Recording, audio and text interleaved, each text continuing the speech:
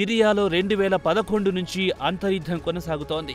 Bashar al Asad, ఆయన తండ్రి హఫీజ్ అల్ అసద్ ఇద్దరు తండ్రి కొడుకులు కలిసి 1971 నుంచి ఇప్పటి వరకు దేశాన్ని ఎంతలా భ్రష్టు పట్టించాలో అంతలా పట్టించేశారు. దీంతో ప్రజలు అసాద్పై తిరుగుబాటు చేశారు. ప్రతిపక్షాలు ప్రశాంతంగా నిరసన ప్రదర్శన చేసినా తీసుకెళ్లి చిత్రహింసలకు గురి చేసేవారు. స్కూల్లో చదువుకునే పిల్లలను కూడా విడవకుండా చిత్రహింసలకు గురి చేశారంటే ప్రజలు ఎంతలా విసిగిపోయారో తెలుస్తూనే ఉంది.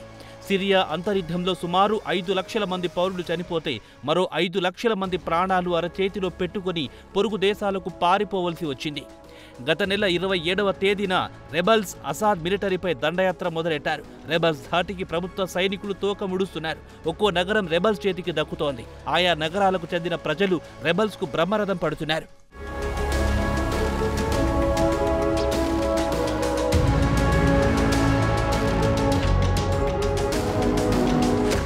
సిరియా రెబల్ నాయకుడు గోలాని విషయానికొస్తే రాడికల్ జిహాదీ నుంచి ప్రస్తుతం ప్రస్ఫుటమైన వ్యవహారికవాదిగా మారిపోయాడు. అల్ ఖైదాతో ఆయన 2016లోనే తెగదింపులు చేసుకున్నారు. ప్రస్తుతం హయత్ తామిరీర్ అల్ షామ్ నాయకుడు కాస్త మితవాద నాయకుడిగా అవతారమెత్తాడు. ప్రస్తుతం గోలాని లక్ష్యం సిరియా నుంచి బషర్ అల్ అసద్ ను గద్దెదించి తరిమి కొట్టడమేనని CNN కిచ్చిన ఇంటర్వ్యూలో స్పష్టం చేశాడు. అసాద్ను గద్దెదించడానికి అందుబాటులో ఉన్న అవకాశాలను వినియోగించుకొని అసాద్ను సాగనంపడం అది కూడా తమ హక్కని ఆయన అన్నారు. కాగా CNN ఇంటర్వ్యూ శుక్రవారం నాడు ప్రసారమైంది. ఇక గోలాని విషయానికొస్తే ఆయన గత కొన్ని సంవత్సరాల నుంచి తెర వెనుక నుంచి ఆపరేట్ చేసి తెర ముందుకొచ్చారు. ప్రస్తుతం ఆయన పేరు సిరియాలో మారుమోగుతోంది. ఆయన నేషనల్ హీరో అనే స్థాయికి ఎదిగారు. సిరియాలోని అతిపెద్ద నగరం అలెప్పోను స్వాధీనం చేసుకున్న తర్వాత ఇంటర్నేషనల్ మీడియా ఆయన వెంట పడింది. ఆయన కూడా పెద్ద ఎత్తున ఇంటర్వ్యూలు ఇవ్వడం మొదలెట్టాడు.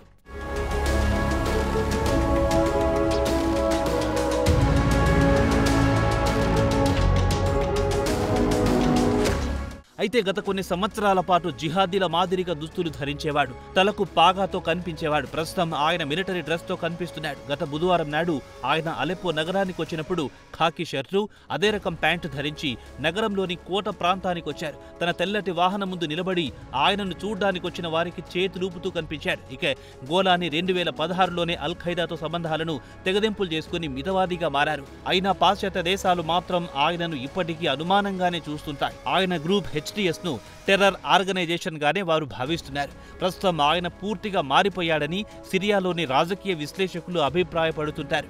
2014లో ఆయన తీవ్రవాద కార్యకలాపాల్లో చురుకుగా పాల్గొనేవాడు. అప్పట్లో ఆయన ఐసిస్ గ్రూప్తో పోటీ పడి తీవ్రవాద కార్యకలాపాల్లో పాల్గొనేవాడు. తర్వాత ఆయన మితవాదిగా మారిపోయాడు.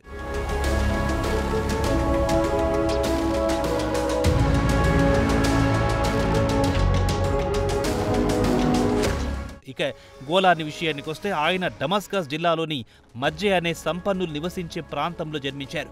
ఆయన కుటుంబం కూడా సంపన్న కుటుంబమే. అలాగే మంచి విద్యార్థి కూడా. గత నెల నవంబర్ 27వ తేదీన అలెప్పో నగరంపై దాడి చేసి స్వాధీనం చేసుకున్న తర్వాత ఆయన తన సొంత పేరు అహ్మద్ అల్ షరా పేరుతో ప్రకటనలు చేశారు. 2021లో ఆయన అమెరికా బ్రాడ్కాస్టర్ PBSతో మాట్లాడుతూ తన తాత గోలైన్ హైట్స్ నుంచి ఇక్కడికి బలవంతంగా వలస రావాల్సి వచ్చిందని చెప్పాడు. 1967లో 6 రోజుల పాటు జరిగిన యుద్ధంలో ఇజ్రాయెల్ గోలాన్ హైట్స్ ను స్వాధీనం చేసుకున్న విషయం గురించి ప్రస్తావించారు. అందుకే తన పేరు చివర గోలాన్ అని పెట్టుకున్నట్టు వివరించారు. అయితే మిడిల్ ఈస్ట్ న్యూస్ వెబ్సైట్ సమాచారం ప్రకారం సెప్టెంబర్ 11, 2011 తర్వాత సిరియా అంతర్యుద్ధం మొదలైన తర్వాత ఆయన ఆలోచన అంతా జిహాదీల వైపు మళ్లింది.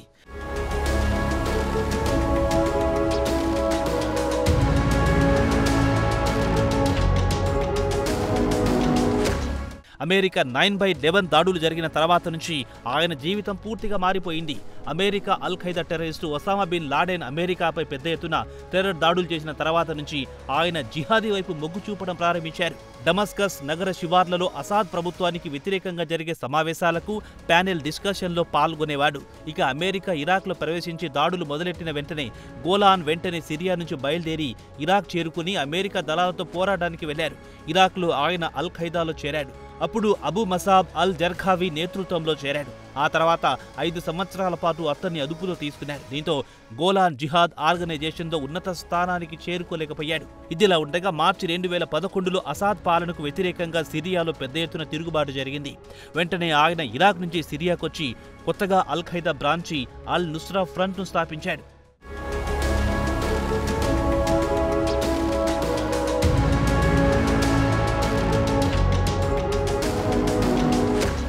2013లో ఆయన ఐసీ చీఫ్ అబూ బకర్ అల్ బగ్దాదీతో జట్టు కట్టడానికి నిరాకరించారు. Baghdadi Islamic state group chief అయ్యారు. అయితే గోలాన్ మాత్రం తాను అల్ ఖైదాకు చెందిన అయామన్ అల్ జవహరీకే నమ్మకంగా ఉంటారన్నాడు. మే 2015లో ఆయన ఓ ఇంటర్వ్యూలో మాట్లాడుతూ ఐఎస్ మాదిరిగా తాను పాశ్చాత్య దేశాలకు వ్యతిరేకంగా దాడులు చేయనని స్పష్టం చేశారు. ఇక గోలాన్ విషయానికొస్తే ఆయన అసాద్ను ఖచ్చితంగా ఓడిస్తామన్న ధీమాతో ఉన్నాడు. అయినా ఆయన వర్గానికి చెందిన అలావైటీ మైనార్టీపై ప్రతీకార దాడులు జరపమని హామీ ఇచ్చారు. ప్రస్తుతం గోలాన్ మాత్రం నమ్మకమైన రాజనీతిజ్ఞుడిగా పేరు తెచ్చుకున్నాడు. ఇదిలా ఉండగా జనవరి 2017లో గోలాన్ మరో ఇస్లామిస్టు రైవల్ గ్రూప్ హెచ్డిఎస్తో విలీనం చేశారు. అటు తర్వాత అసాద్ చేతి నుండి ఇడ్లీ ప్రావిన్స్ కు కంట్రోల్లోకి తెచ్చుకున్నాడు.